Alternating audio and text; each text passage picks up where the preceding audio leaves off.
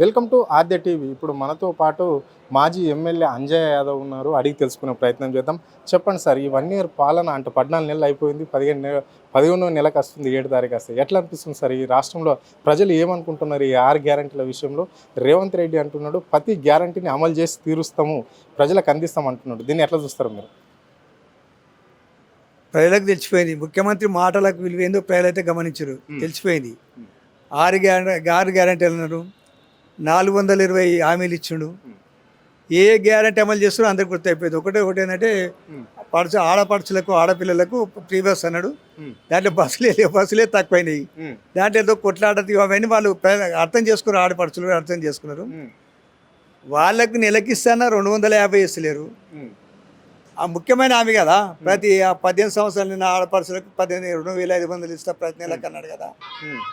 అదేవిధంగా ప్రతి ఇట్లా వాళ్ళు వీళ్ళు చూస్తారుగా మీరు, అది ఎట్లా మాట్లాడతారు.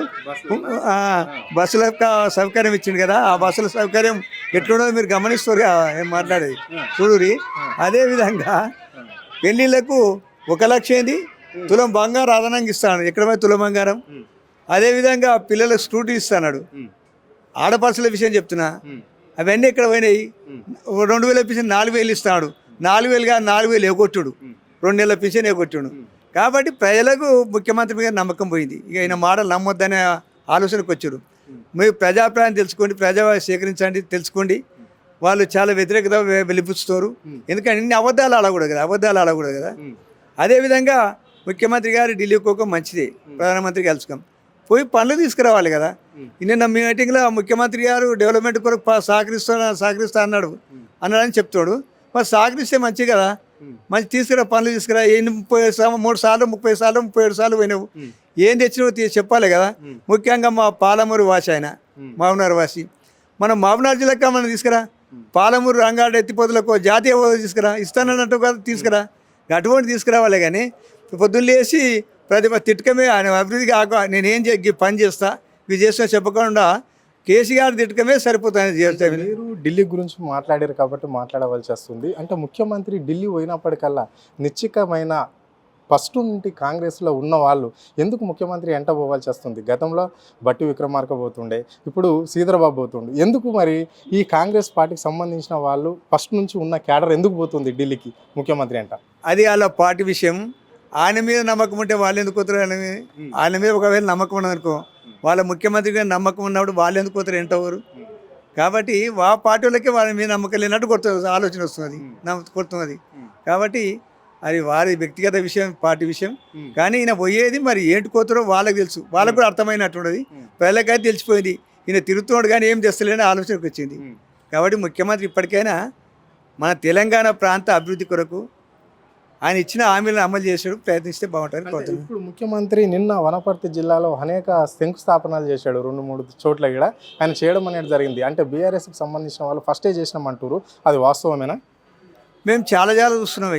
ఇప్పుడు వచ్చిన నాయకులు అదే చేసినట్టుగా వాళ్ళే టెంకాయలు కొట్టి మేము చేసామని చెప్పుకుంటున్నారు. కానీ ముఖ్యమంత్రి స్థాయిలో అట్లా చేయకూడదు కదా. ఒక ముఖ్యమంత్రి హోదాలో అట్లా చేస్తే ఆ పదవికే విలువ తగ్గుతుంది. ఇప్పుడు చాలామంది అదే పైన గతంలో చేసిన పనులకు టెంకాయలు కొట్ట, స్టార్ట్ అయిన బిల్లు ఆపియా అవన్నీ చేస్తున్నారు.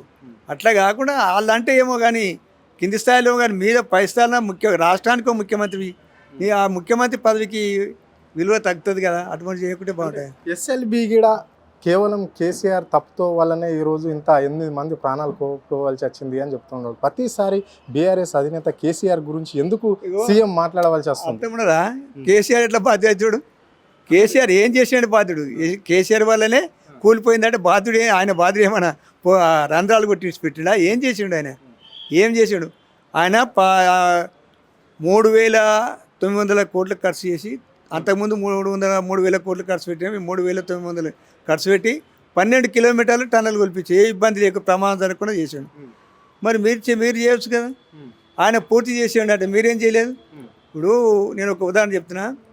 3.5 ఏళ్ళ లోపల కాళేశ్వరం లోపల కాళేశ్వరం సంబంధించిన ప్రాజెక్ట్స్ టన్నెల్లో 203 కిలోమీటర్లు ఎలాంటి ప్రమాదం లేకుండా 3.5 సంవత్సరాల్లో కంప్లీట్ చేసాడు. మరి 14 నెలలే కదా, నువ్వు ఎందుకో చేయలేదు. మరి చేయొచ్చు కదా. మరి అది చేయకుండా ఎవరి మీద నిందలు మోపుకోవడం మరి ముఖ్యమంత్రి అంటాడు కేసీఆర్ ఆనవాళ్ళు లేకుండానే చేస్తా ఈ రాష్ట్రంలో అంటాడు. ఆనవాళ్ళు లేకుండా ఏ విధంగా చేస్తాడు, ఎట్లా చేస్తాడు? ఆనవాళ్ళు లేకుండా ఎట్లా చేస్తాడు? తెలంగాణకు పోరాడిన కేసీఆర్ కదా, తెలంగాణ వచ్చిన తర్వాత అభివృద్ధి చేసినాడు కేసీఆర్ కదా. తెలంగాణలో ఎవరన్నా తానికి నీళ్ళు ఇచ్చిరా? ఆడవిళ్ళకి ఎంత ఇబ్బంది ఉండే, మా షాద్నగర్ ప్రాంతం అటు తానికి నీళ్ళు దొరక చాలా ఇబ్బంది పడడం. 1000 ఫీట్ల లోతునేసి నీళ్ళు దొరకలేదు, చాలా ఇబ్బంది. తానికి చాలా ఇబ్బంది పడ్డారు. అటు నీళ్ళు ఇచ్చిన ఎవరు, కరెంట్ ఇచ్చిన వాళ్ళు ఎవరు? ఆనవాళ్ళతో ఇప్పుడు అంటే ఆనవాళ్ళు లేకుండా చేస్తుంటే అప్పుడున్న కరెంట్ ఇప్పుడు లేదు, తక్కువ అవుతుంది. అదే ఆనవాళ్ళ. అదేవిధంగా మీ పెళ్ళిళ్ళకి పైసలు ఇచ్చింది కానీ అవన్నీ ఎవరు చేసారు? తెలంగాణ ఇచ్చింది. ఇన్ని అభివృద్ధి కార్యక్రమాలు ఎవరు చేసి ఎట్లా ఆనవాళ్ళు లేకుండా చేస్తాడు? ఇవి చేతుల్లో పని చేస్తారు. తెలంగాణ స్టేట్ అని టీఎస్ అంటే టీజీ అని మార్చారు, అది ఒకటి చేస్తారు. ఎంతకన్నా ఎక్కువ ఏం చేస్తారు? అంటే అడుగున బీఆర్ఎస్ నేతలే అడ్డుపడుతున్నారు. ఈ రాష్ట్రానికి ఏ కంపెనీలు రాకుండా, ఏ సమస్యలు కూడా ఇక్కడ పెట్టుబడి పెట్టకుండా కావాలనే కొంతమంది నాయకులు ఇలాంటి ఘటనలు చేస్తున్నారు వాళ్ళ కార్యకర్తలను పట్టుకొని. అయినా అప్పటికి ఇందిరమ్మ రాజ్యంలో ప్రజలకు మేము చాలా దగ్గర ఉంటుంది కాంగ్రెస్ పార్టీ ఎప్పుడు, అందుకే ఇక్కడ ప్రజాపాలన నడుస్తుంది అంటున్నాడు ముఖ్యమంత్రి. దీన్ని ఎట్లా చూడాలి? ఆయన ప్రాజెక్టులు ఇస్తే అడ్డపడితే అధికారంలో ఆయన ఉండరా? వీళ్ళు బీఆర్ఎస్ ఉండరా? అధికారంలో ఆయన చేయొచ్చుగా.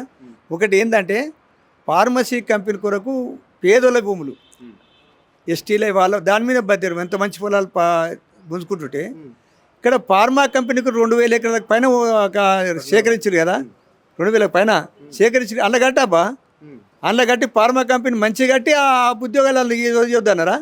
కొడంగల్ ఎంత దూరం ఉండదు ఫార్మాసిటీకి, కందుకూరు దగ్గర ఉండదు, ఏడైనా ఉద్యోగాలు చేస్తారుగా. తీసుకున్న దాంట్లో కట్టి చేయక ఉద్యోగాలు ఇవ్వకుండా కొత్త ఇది సేకరిస్తుంటే ఏం లాభం? అది బీదోళ్ళు పనిచేసి దాని మీద జీవనం గడిపేటోళ్ళు ఆ కుటుంబాలు. మీరు అంటున్నారు అది పేదవాళ్ళ భూమి అంటున్నారు. అక్కడ బల్లలు తొండలు కూడా గుడ్లు పెట్టని ఏరియాను సేకరించే మేము అక్కడ కంపెనీలు వేయడానికి పోతే వీళ్ళకేంది అడ్డుపడుతున్నారు. ఇక్కడ రమన్నపేట విషయానికి వస్తే అట్లనే కావచ్చు, లగచర్ల కావచ్చు, మళ్ళీ సంగారెడ్డి జిల్లాలో ఉన్న డప్పూరు విషయం కూడా కావచ్చు. అంటే ఇవన్నిటికీ వీళ్ళు ఎందుకు ఇంతగానో అడ్డుపడుతున్నారు? మళ్ళీ రింగ్ రోడ్ విషయానికి కూడా కావచ్చు. ఒక విషయం అండి, బల్లులు గుడ్లు పెట్టకపోతే వాళ్ళు ఎందుకు కడతారు? అవి పంటనేమంటున్నప్పుడు వాళ్ళు అంత ఎందుకు పోరాడతారు? శివు అందులో మంచి పంటలు వంతున్నాయి, చూడు ఒకసారి పంటలు వంతున్నాయి, వరి చేనులు, పత్తి చేనులు పంటలు వంతున్నాయి. ఆ పంటలు వండే పొలాలను బల్లులు గుడ్లు పెట్టలేమంటే ఏమో చెప్తారు? కళ్ళ కనబడుతున్నాయి కదా. అట్లా బల్లులు గుడ్లు పెట్టేదైతే పనికి రాదంటే వాళ్ళు ఎందుకు మా భూములు మాకు కావాలంటారు? మీరు ఇచ్చే డబ్బులు తీసుకొని ఒప్పుతారు. కాబట్టి ఇవన్నీ అబద్ధాలు మాటలు మంచిగా. ఈరోజు ఎమ్మెల్సీ ఎలక్షన్ కౌంటింగ్ ఉంది. అంటే ఎమ్మెల్సీ ఎలక్షన్ కౌంటింగ్లో బీఆర్ఎస్ పోటీ చేయలేదు. అయినప్పటికీ కూడా మొన్న కరీంనగర్లో ముఖ్యమంత్రి ఎందుకు బీఆర్ఎస్ను టార్గెట్ చేసి మాట్లాడవలసిన అవసరం ఏముంది? అక్కడ ప్రతిపక్షంగా ఉంది, అక్కడ బీజేపీ పార్టీ ఉంది కదా, ఒక్కసారి కూడా మాట్లాడలేడు. దీన్ని ఎట్లా చూడాలి? ఆయన ఇప్పుడు 2 పార్టీలు కూడా టార్గెట్ ఏంటంటే బీఆర్ఎస్ను అంతమంది చేయాలి, బీఆర్ఎస్ తగ్గించాలి, ఆ ప్రభావం తగ్గించాలనే ఉద్దేశం తప్ప ఆయన అడిగిన బీజేపీ కంటే సపోర్ట్ చేస్తారు. బీజేపీ సపోర్ట్ చేస్తారు ఎవరైనా చెప్పిరా? ఇప్పుడు ఆయన గెలిస్తే ఆయన నా బలం అంటాడు, గెలిపోతేనే బీఆర్ఎస్ గెలిపించినట్టు అటు చెప్పుకోనికి తప్పించుకొని చెప్తున్నాడు. అది మంచి పద్ధతి కాదు ముఖ్యమంత్రి. ఇది పరిస్థితి. అంటే రాష్ట్రంలో 6 గ్యారెంటీలు అమలు చేయని ముఖ్యమంత్రి కావాలని ఓన్లీ కేటీఆర్ను టార్గెట్ చేసి మాట్లాడడం ఆయన లక్ష్యంగా పెట్టుకున్నాడని చెప్పేసి మాజీ ఎమ్మెల్యే గారు స్పష్టంగా చెప్పడం అనేది జరిగింది. అంటే ఇవన్నీ వదిలేసి ప్రజాపాలన అని చెప్తున్నాడు కదా, ప్రజలకు ఏం చేసిండి 14 నెలల కాలంలో, చేసింది ఏదన్నా ఉంటే చూపెట్టండి అని చెప్పేసి ఆయన ప్రశ్నించడం అనేది జరిగింది. కెమెరా పర్సన్ ప్రవీణ్తో అరుణ్, ఆర్డి టీవీ, హైదరాబాద్.